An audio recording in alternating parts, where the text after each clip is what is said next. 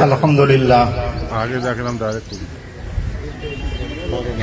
الحمدللہ الذی اعطى الاخلاق والدین والصلاة والسلام علی من کان نبیا وآدم بین الماء والطین وعلی آلہ واصحابہ اجمعین. اعوذ باللہ من الشیطان الرجیم. بسم اللہ الرحمن الرحیم. انا نحن نزلنا الذکر وانا لہ لحافظون. صدق اللہ مولانا العظیم وبلغنا رسولہ النبی الکریم. نحن علی ذلک ما قال من الشاہدین والشاکرین. معزز حاضرین، اسٹیج پر تشریف فرما علماء اور مشائخ کرام اور صدر جلسہ، ہم سب یہاں پہ اس لیے جمع ہوئے ہیں کہ قرآن پاک کی عظمت کے اظہار میں اللہ کے رجسٹر میں اپنا نام درج کروا لیں. جب کل قیامت کو پوچھا جائے گا کہ میرے کلام پہ انگلی اٹھ رہی تھی، تم نے اپنی آواز انگلی اٹھانے والے کے خلاف کیوں نہیں بلند کی، تو ہمیں کہنے کو ہوگا کہ ہم سب اس مجمع میں جمع ہوئے تھے جہاں ایسے شخص کے خلاف آواز اٹھائی جا رہی تھی جس نے قرآن پہ انگلی اٹھائی تھی. ہر مسلمان یہ جانتا ہے کہ قرآن کی حفاظت کی ذمہ داری اللہ کی ہے. قرآن میں سے کچھ بھی نکالا نہیں جا سکتا. ایک بات بہت خیال کرنے کی ہے، بہت دھیان دینے کی ہے کہ ہم یہ تو بولتے ہیں کہ قرآن میں کچھ نکالا نہیں جا سکتا، کچھ بدلا نہیں جا سکتا. وہیں ایک بات اور یاد رکھیے کہ قرآن میں کچھ ڈالا بھی نہیں جا سکتا. بے شک بے شک. نہ نکالا جا سکتا ہے، نہ بدلا جا سکتا ہے، نہ الگ سے ڈالا جا سکتا ہے. نہ ایک حرف اس میں اضافہ کیا جا سکتا ہے، نہ ایک نقطہ اس میں بدلا جا سکتا ہے، نہ ایک آیت اس میں ڈالی جا سکتی ہے. بلکہ ڈالنے کا وعدہ تو اللہ تعالیٰ نے کر لیا کہ کوئی بنا کر کے ایسی کوئی سورہ لے آئے، کوئی آیت لے آئے تو ہم مان لیں کہ تم قرآن کے جیسا بنا سکتے ہو. اللہ نے کہا کہ تم کوشش کرتے رہو گے، قرآن جیسا بنا نہیں سکتے ہو. جب قرآن جیسا بنا نہیں سکتا ہے تو اس میں ڈالنے کا سوال کیا پیدا ہوتا ہے کہ جو یہ الزام لگایا گیا کہ خلفائے ثلاثہ نے اپنی طرف سے آیت بنا کر کے قرآن میں ڈال دیا، تو یہ مان لینا ہی قرآن کو نہ ماننے کے برابر ہے. اس لیے کہ قرآن کا دعویٰ ہے کہ کوئی اس میں اضافہ نہیں کر سکتا، کوئی اس میں کچھ ڈال نہیں کر سکتا. قرآن کے جیسی کوئی سورت بن ہی نہیں سکتی. جب بن نہیں سکتی ہے تو اس میں آ بھی نہیں سکتی. جو کچھ ہے قرآن میں وہ سب کلام الہی ہے. نہ اس میں سے نکالا گیا ہے، نہ اس میں ڈالا گیا ہے، اور نہ اس میں کوئی تبدیلی قیامت تک کے لیے ہو سکتی ہے. بڑے بڑے آئے، بڑے طاقتور لوگ آئے، یہ چپتی اور چپتی کا شرما اس کی کوئی حقیقت ہے. بڑے بڑے طاقتور آئے، قرآن کو مٹانا چاہا نہ مٹا سکے، قرآن کی آیتوں کو ختم کرنا چاہا نہ کر سکے. قرآن کے لیے، اسلام کے احکام کے لیے، دین و شریعت کے لیے، قرآن کے فرمان کے لیے، اللہ کے پیغام کے لیے ہمارے اکابرین نے بڑی بڑی قربانیاں دی ہیں. صرف قرآن کی عظمت کے لیے. قرآن کی عظمت یہ ہے کہ جس کے لیے ہمارے آقا سرکار دو عالم صلی اللہ تعالیٰ علیہ وسلم نے مکے سے مدینے کے لیے ہجرت کیا تھا تاکہ اس قرآن کا پیغام پھیل سکے. قرآن کا پیغام ہی ہے کہ جس میں 313 مسلمان بدر کے میدان میں کھڑے ہو کر کے دشمنوں کے سامنے سینہ سپر ہو گئے تھے کہ قرآن کے احکام کو ہم پھیلا کر کے رہیں گے. یہی قرآن کا احکام ہے کہ جس احکام کو پھیلانے کے لیے ہمارے آقا امام حسین رضی اللہ تعالیٰ عنہ نے کربلا کے میدان میں اپنا سر کٹوا دیا تھا کہ قرآن پہ حق نہیں آنے دیں گے، قرآن کے حکم پہ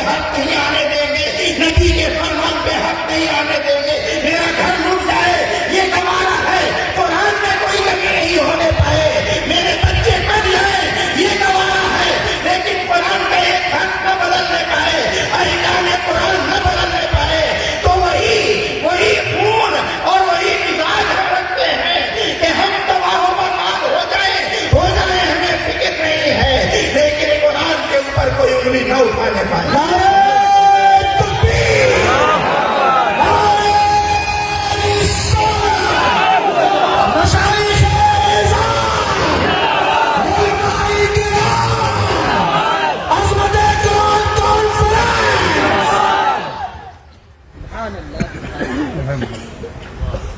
یہ وسیم رضوی نام مسلمان رکھنے سے کوئی مسلمان نہیں ہوتا. نام ہے وسیم رضوی. یہ وسیم رضوی نہ شیعت کا پیروکار ہے، نہ سنیت کا پیروکار ہے، نہ وہابیت کا پیروکار ہے. یہ ابلیسیت کا پیروکار ہے، یہ شیطان کا پیروکار ہے. اس کا نام اگرچہ وسیم ہے لیکن یہ پیروی شیطان کی کر رہا ہے. نام رکھنے سے مسلمان نہیں ہوتا ہے، ایمان رکھنے سے مسلمان ہوتا ہے. قرآن کو ماننے سے مسلمان ہوتا ہے، نبی کو چاہنے سے مسلمان ہوتا ہے، صحابہ کرام کو ماننے سے مسلمان ہوتا ہے، دین اسلام کی عظمتوں کو ماننے سے مسلمان ہوتا ہے، آیت قرآنی کے اوپر ایمان رکھنے سے مسلمان ہوتا ہے، اللہ کے اور رسول پہ پختہ یقین رکھنے سے مسلمان ہوتا ہے. نام مسلمان رکھنے سے کوئی مسلمان نہیں ہوتا. اگر ایمان ہے تو مسلمان ہے، ایمان نہیں ہے تو مسلمان نہیں. اور جہاں تک ایمان کا تعلق ہے، قرآن کے ایک حرف کے اوپر بھی ایمان ہٹا، ایک حرف پہ بھی یقین متزلزل ہوا، قرآن کے ایک جملے کے بھی ماننے سے انکار کر دیا، ایک لفظ کے ماننے سے بھی کسی نے انکار کر دیا، تو قرآن کا فرمان ہے کہ ایسا نہیں ہو سکتا کہ تم قرآن کی ایک آیت کو مانو اور دوسری آیت کا انکار کر دو. اگر کرو گے تو دنیا میں بھی ذلیل و رسوا ہوگے اور آخرت میں بھی ذلیل و رسوا ہوگے. دنیا میں بھی اس کا بدلہ ملے گا اور آخرت میں بھی اس کا بدلہ ملے گا. تو وہ نہ دنیا کا ہے نہ آخرت کا جو قرآن پہ اعتراض کرتا ہے. قرآن پہ اعتراض کرنے والا یہ ایک آدمی نہیں ہے، یہ ایک نظریہ ہے جس کو سامنے بنا کے رکھا گیا ہے. یہ مخالفین کی ایک آواز ہے. تمام آواز کو جمع کر کے یہ آواز نکالی گئی ہے قرآن کے خلاف. اور اکثر مخالفین یہ کیا کرتے ہیں. ہم نے جو پہلی میٹنگ کی اس سلسلے میں اور میٹنگ کے ساتھ شاہ صاحب سے مشورہ کیا اور بھی بہت سے لوگوں سے ٹیلی فون سے مشورہ کیا، تو بعض لوگوں نے کہا کہ کیا کیجیے گا احتجاج کر کے. اور یہ تو کام ہی اس کا لگا ہوا، شہرت پا جائے گا، مشہور ہو جائے گا، تو ہم اس کو مشہور کرنے کے لیے احتجاج نہ کریں، اس سے اس کی شہرت ہو جائے گی. وہ تو کر ہی رہا شہرت کے لیے، اس کو کرنا دیجیے، ہم لوگ تو مان رہے ہیں بسوں کے. اگر ایسا ہی ہوتا تو ہمارے اکابرین سب کا سب اگر خاموش رہتے آج سے 200 سال پہلے، 400 سال پہلے، 1000 سال پہلے، 1300 سال پہلے، تو قرآن ہم تک پہنچ بھی نہیں پاتا. ہر زمانے میں اسلام اور اسلام کے مخالفین کے لیے آواز اٹھائی گئی ہے. ہر دور میں ان مخالفین کی آواز اٹھائی گئی ہے. مخالفین مشہور ہو گئے ہیں، مشہور ہوئے ہیں، تاکہ ان کے وہ مشہور نہ ہو، ان کی شہرت نہ ہو، اس کے ڈر سے ہم اپنے ایمان کو کمزور نہیں کر سکتے ہیں. اس لیے کہ اللہ کے نبی کا فرمان ہے کہ من رأى منکرا فلیغیرہ بیدہ فإن لم یستطع فبلسانہ وإن لم یستطع فبقلبہ. اگر کوئی برائی کو دیکھے تو چاہیے کہ اپنے ہاتھ سے روک دے. اپنے ہاتھ کا اپنی اتنی طاقت نہیں رکھتا ہے تو اپنی زبان سے منع کرے. اگر یہ بھی صلاحیت نہیں رکھتا ہے تو اپنے دل میں برا خیال کرے. یہ سب سے کمزور ایمان ہے کہ جو اپنے زبان سے بھی نہ روک سکے. یہ سب سے کمزور ایمان ہے کہ زبان سے بھی نہ روک سکے.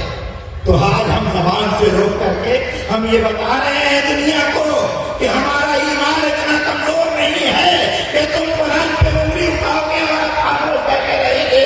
چاہے ضرورت ہو جائے، لیکن ہم خاموش رہنے والے نہیں ہیں، اس لیے کہ یہ تو سنت الہی ہے کہ ہر برائی کا، برا کرنے والے کا، برا بولنے والے کا، مخالفین کے کا رد کرنا علی الاعلان، یہ سنت الہی ہے۔ اللہ تبارک و تعالیٰ نے قرآن حکیم میں بار بار ابلیس کے نے ایک سجدہ نہیں کیا، تو اللہ تعالیٰ نے قرآن میں بار بار کہا کہ مردود ہو گیا، یہ ملعون ہے، یہ مردود ہے، اس نے سجدہ نہیں کیا۔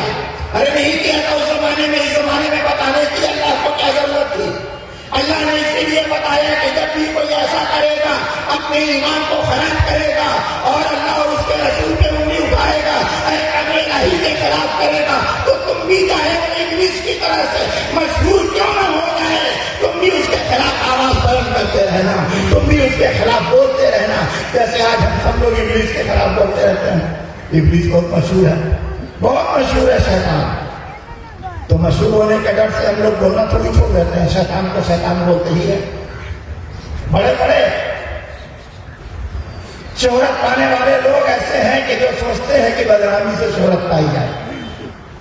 ابلیس نے شہرت پایا اپنی شیطانیت کی وجہ سے، نمرود نے شہرت پائی اپنے دعوی خدائی کی وجہ سے، فرعون نے شہرت پائی اپنے دعوے کی وجہ سے، یزید نے شہرت پائی امام حسین سے جنگ کر کے، مشہور تو ہو گیا لیکن بدنامی کے ساتھ مشہور ہوا، شیطانوں کے ساتھ نام لیا جاتا ہے۔ ہمیں یقین ہے کہ ابلیس کے نام کے ساتھ وسیم رضوی کا بھی نام بھی جوڑا رہے گا کہ اس نے بھی قرآن کے اوپر انگلی اٹھائی ہے، لہٰذا یہ بھی شیطان کا پیروکار ہے، اس کے ساتھ اس کا نام جڑا رہے گا۔ آزاد شہرت آ جائے لیکن وہ ابلیس کا ساتھی بنا رہے گا، یہاں کی شہرت وہاں اسے کام نہیں دے گی، وہاں کام دینے کا سوال ہی کیا پیدا ہوتا ہے؟ وہ تو صاحب ایمان ہی نہیں، کہتے ہی اپنے آپ کو مسلمان کہہ لے، وہ صاحب ایمان نہیں۔ لہذا ہر مومن کا یہ فرض بنتا ہے، ہر مسلمان کا یہ فرض بنتا ہے کہ اس کے اوپر آواز اٹھائے، حکومت سے احتجاج کریں۔ احتجاج صرف ایک وسیم رضوی پہ نہیں ہے، احتجاج ہمارا صرف ایک وسیم رضوی کے لیے نہیں ہے، بلکہ احتجاج اس بات کے لیے ہے کہ احتجاج کر کے ہم یہ بتانا چاہتے ہیں کہ آئندہ کوئی بھی ایسی جرات نہ کر سکے کہ کوئی دوسرا وسیم رضوی پیدا ہو، کوئی دوسرا وسیم رضوی نہیں پیدا ہونا چاہیے، اس لیے ہمارا احتجاج ہے۔ وہ پیدا ہو گیا ہے تو اس کا بائیکاٹ ہو، حکومت اس سے باس پرس کرے کہ مسلمانوں کی دل آزاری کیوں کی گئی۔ قرآن کی حفاظت، ابھی آپ نے سنا کہ قرآن کی حفاظت تو اللہ تعالیٰ کرتا ہے، ہم حفاظت کرنے جمع نہیں ہوئے، ہم حفاظت کرنے جمع نہیں ہوئے، حفاظت اللہ کے سپرد ہے، اللہ کا کلام ہے، اللہ حفاظت کرے گا۔ ہم تو یہ آواز لگانے کے لیے جمع ہوئے ہیں کہ ہمارا دل دکھا ہے قرآن کی عظمت پر، انگلی اٹھانے والے کی انگلی کاٹی جائے، زبان دراز کرنے والے کی زبان بند کر دی جائے۔ ہم یہ آواز اٹھانے کے لیے یہاں پر جمع ہوئے ہیں کہ ہندوستان کے قانون کے مطابق جس طرح سے جو اختیارات ہندوستان میں تمام مذہب کو ان کی کتابوں کو حاصل ہے، اس اختیارات کے کو سامنے رکھتے ہوئے قرآن کی عظمتوں کو اور قرآن کے احترام کو یقینی بنایا جائے کہ کوئی دوسرا کبھی اس کے اوپر آواز نہ اٹھا سکے۔ مسلمانوں کا یہ قاعدہ ہے کہ نہ کسی مذہب کو برا کہتے ہیں، نہ ان کی کتابوں کو برا کہتے ہیں، پھر ہماری کتاب پر کیوں انگلی اٹھائی جاتی ہے اور اسے کیوں چھوٹ دیا جاتا ہے، اس کے لیے سیکورٹی فراہم کی جاتی ہے۔ ارے یہاں کتنا ہی سیکورٹی فراہم کر لو اس کے لیے، لیکن جب اللہ کا عذاب آئے گا تو ہزار سیکورٹی کے بعد بھی اس عذاب و عذاب سے کوئی نہ بچا سکے گا۔ جب اللہ کی پکڑ آئے گی قرآن کے خلاف کرنے والوں کو اور قرآن پہ انگلی اٹھانے والوں کو، اللہ تبارک و تعالیٰ کبھی معاف نہیں کرتا۔ دنیا میں سیکورٹی کر لو جمع، آخرت میں کہاں سے سیکورٹی لاؤ گے؟ اس وقت آخرت کی سیکورٹی تو خالی ہم مسلمانوں کے لیے رہے گی، اہل ایمان کے لیے رہے گی، قرآن کو ماننے والوں کے لیے رہے گی، اسلام کے ماننے والوں کے لیے رہے گی۔ تو ہم لوگ اس بات کے لیے جمع ہیں کہ حکومت ہند کو یہ پیغام دے سکیں کہ وسیم رضوی نے رپورٹ میں داخل کیا ہے، عرضی داخل کی ہے، اس عرضی کو خارج کیا ہے، ہندوستان کے قانون کے مطابق اس عرضی کو خارج کیا جائے، اس لیے کہ ایسی عرضی کہ جو آسمانی کتاب کے خلاف ہو۔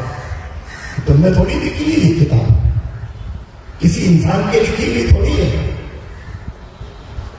تمہارے جیسے کسی آدمی کی لکھی ہوئی تھوڑی ہے، یہ کتاب تو رب کائنات کی ہے، صاحب کتاب خالق کائنات ہے، اللہ تعالیٰ ہے کتاب کا مصنف، اور لانے والے ہمارے آقا محمد رسول اللہ صلی اللہ علیہ وسلم ہے۔ ایسا لانے والا اور ایسا بھیجنے والا کس کی ضرورت ہے، کس کی مجال ہے کہ اس کتاب میں کوئی غلطی بھی تلاش کرے؟ کوئی ایک نقطہ بھی غلطی نہیں تلاش کر سکا آج تک، کسی ایک آیت کی بھی کوئی غلطی۔ کتاب نے دعویٰ کر دیا ہے کہ اس پہ کوئی شک کی گنجائش نہیں ہے۔ ذالک الکتاب لا ریب فیہ، اس میں شک کی بھی گنجائش نہیں ہے۔ غلطی تو دور کی بات ہے، غلطی کے تعلق سے کوئی شک بھی نہیں ہو سکتا ہے، کوئی اس کے معنی اور مفہوم میں بھی شک کی گنجائش نہیں ہے۔ تو جب شک کی گنجائش نہیں ہے تو یہ تمام اعتراضات سے یہ بری ہے یہ کتاب، تمام اعتراضات سے یہ اونچی ہے یہ کتاب، اور تمام اس کے اوپر نہ کوئی کیس ہو سکتا ہے، نہ کوئی مقدمہ ہو سکتا ہے، اور نہ اس کے اوپر کوئی بین لگا سکتا ہے۔ ارے تم یہاں بین لگا لو، پورے ہندوستان کی تم پرنٹڈ کاپی قرآن حکیم کی ضبط کر لو گے، اس کے بعد بھی ہندوستان میں اتنے حفاظ کرام موجود ہیں کہ اس کو ایک ایک زیر زبر اور نقطے کے ساتھ دوبارہ صفحے کے طرف بھی منتقل کر سکتے ہیں۔ ہمارے دلوں سے نہیں مٹا سکتے، ہمارے سینے سے نہیں مٹا سکتے۔ تمہارے پاس کوئی ایسی طاقت نہیں ہے کہ قرآن کو دنیا سے مٹا دو۔ سائنس کتنی ہی ترقی کر جائے تمہاری، لیکن دل سے قرآن کی یاد کو نہیں مٹایا جا سکتا۔ ہمارے یہاں بچہ بھی جب چھوٹا سا پڑھنے لگتا ہے تو اس کو سب سے پہلے قرآن کی ہی آیتیں یاد کروائی جاتی ہیں، قرآن کے ہی الفاظ یاد کرایا جاتا ہے۔ اور دنیا تو یہ مانتی ہے کہ قرآن پورے انسانیت کے لیے ذریعہ نجات ہے، یا ایک دو کے اعتراض سے کوئی فرق نہیں پڑتا ہے قرآن پہ، نہ قرآن پہ فرق پڑتا ہے، نہ قرآن کے ماننے والوں کے ایمان پہ فرق پڑتا ہے۔ صرف تکلیف ہوتی ہے، اسی تکلیف کا اظہار کرتے ہیں۔ تو اللہ تبارک و تعالیٰ ہمیں توفیق بخشے کہ ہم لوگ قرآن کی عظمت کو سمجھیں اور اس پر اعتراض کرنے والے کو کافر، مرتد، لعنتی سمجھیں، اس لیے کہ وہ کسی فرقے کا نہیں ہے۔ جو قرآن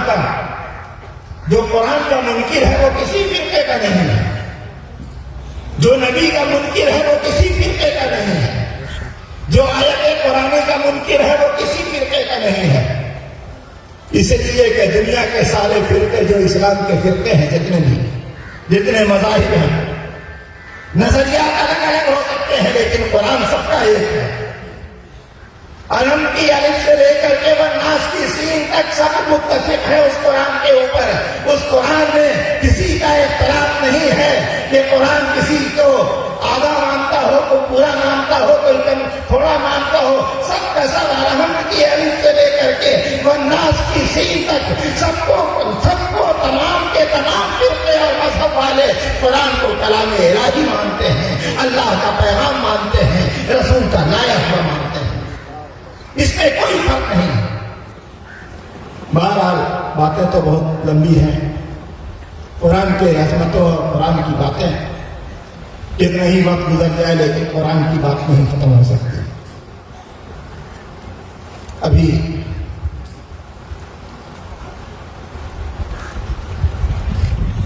ہمارے صدر صاحب کی تقریر ہے خطبہ صدارت، اور پھر اس کے بعد کچھ قرارداد ہے جو حکومت ہند سے جو ہمارا مطالبہ ہے، اس قرارداد کو بیان کر کے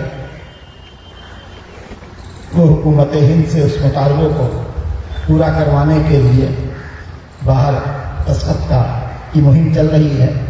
میرے خیال میں آپ تمام لوگوں نے دستخط کیا ہوگا، اس لیے کہ وہ دستخط وہ یہاں کے کاغذ پہ نہیں کر رہے ہیں، وہ دستخط یہاں کے اس کاغذ پہ نہیں ہے، وہ دستخط ہمارے ایمان کے کاغذ پر ہے۔ یہ بتا رہا ہے کہ ہمارا ایمان، وہ دستخط بتا رہا ہے کہ ہمارے پاس ایمان ہے قرآن پہ۔ دستخط کر کے ہم بتا رہے ہیں کہ ہمیں محبت ہے قرآن سے، دستخط کر کے ہمیں بتانا ہے کہ ہم احترام کرتے ہیں قرآن کا، دستخط کر کے بتا رہے ہیں کہ جو قرآن کا مخالف ہے وہ ہمارا مخالف ہے، جو قرآن کا دشمن ہے وہ ہمارا دشمن ہے، جو قرآن کے لیے بے ادبی کرتا ہے اس سے ہمارا کوئی رابطہ نہیں، چاہے ہمارا کتنا ہی عزیز قریب کیوں نہ ہو، لیکن اگر قرآن کا نہیں ہے تو وہ کسی کا نہیں ہے۔ لہذا سب لوگ دستخط کریں گے، پھر وہ دستخط حکومت ہند کے پاس بھیجا جائے گا۔ اسی طرح سے اگر بات اس کے بعد بھی نہیں بنی، پھر اس سے بڑا احتجاج کیا جائے گا، اس سے بڑا جلسہ کیا جائے گا، اور ایسے ہی جلسے ہر شہر میں ہو رہے ہیں، ہر جگہ ہو رہے ہیں، تو ہمارا پٹنہ سٹی کے پیچھے رہے۔ تو پٹنہ سٹی کی عوام نے بھی اس بات کو پہ اپنے نام درج کروا لیا کہ ہم سب قرآن کے ماننے والے ہیں اور قرآن پہ ایمان رکھنے والے ہیں۔ یہ وہ کلام ہے جس کو ہم سینے سے لگاتے ہیں، جس کو آنکھوں سے لگاتے ہیں، جس کو ہونٹوں سے چومتے ہیں، جس کا ادب و احترام کرتے ہیں۔ ہمارے نماز میں یہی کتاب تلاوت کی جاتی ہے، یہی قرآن کی آیتیں پڑھی جاتی ہیں، ہماری عبادت میں یہی شامل ہے۔ یہ اللہ کا وہ پیغام ہے، اللہ کا وہ پیغام ہے کہ جب ہم بے چین ہوتے ہیں تو اسی پیغام کو پڑھتے ہیں، جب ہمارا جلسہ شروع ہوتا ہے تو یہی پیغام پہنچایا جاتا ہے، جب ہمارے یہاں کسی کا انتقال ہوتا ہے تو اسی کو پڑھ کر کے ثواب پہنچایا جاتا ہے۔ یہ قرآن اللہ کا وہ کلام ہے، اللہ کا وہ کلام ہے کہ اللہ تبارک و تعالیٰ نے اعلان فرمایا کہ وَلَوْ أَنزَلْنَا هَٰذَا الْقُرْآنَ عَلَىٰ جَبَلٍ لَّرَأَيْتَهُ خَاشِعًا مُّتَصَدِّعًا مِّنْ خَشْيَةِ اللَّهِ۔ اگر اس قرآن کو ہم پہاڑ پہ نازل کر دیتے تو اس قرآن کے ہیبت و جلال سے، اس کی عظمتوں سے، اس کے روپ و دبدبے سے پہاڑ ریزہ ریزہ ہو کر کے نکل جاتا اگر پہاڑ پہ قرآن نازل کر دیا جاتا۔ یہ وہ عظمت والا قرآن ہے، یہ عظمت والا کلام ہے۔ لہذا اس کی عظمتوں پہ ہماری جان قربان، ہمارا مال قربان، ہمارے اعزا قربان، ہمارے اکابر قربان، ہماری نسلیں قربان، ہمارا گھر قربان، ہمارا مال قربان، ہم سب کا سب قربان ہے قرآن کی عظمتوں پہ۔ لہذا اس کی عظمتوں کے لیے ہم کچھ بھی کر سکتے ہیں، دنیا کچھ کرتی رہے، ہمیں پرواہ نہیں ہے۔ قرآن کی عظمتوں کے آگے ہم سب بالکل معمولی ہیں، ہماری کوئی عظمت نہیں۔ ہم ہوں گے اپنے گھر میں بڑے علامہ، بڑے مولانا ہوں گے، بڑے سیاستدان ہوں گے، بڑے عہدیدار ہوں گے، لیکن جب قرآن سامنے ہے تو ہم کچھ بھی نہیں، صرف ایک قرآن سے ماننے والے ہیں، قرآن پہ ایمان رکھنے والے ہیں۔ سب کچھ ہو اپنی جگہ پر، لیکن قرآن کی بات آئے گی تو سب قرآن کا ماننے والا اللہ اور اس کے رسول کا فرما بردار ہے، قرآن کا ماننے والا ہے۔ تو اللہ تبارک و تعالی ہم لوگوں کو جذبہ ایمانی ہم لوگوں کو اور مضبوط کرے۔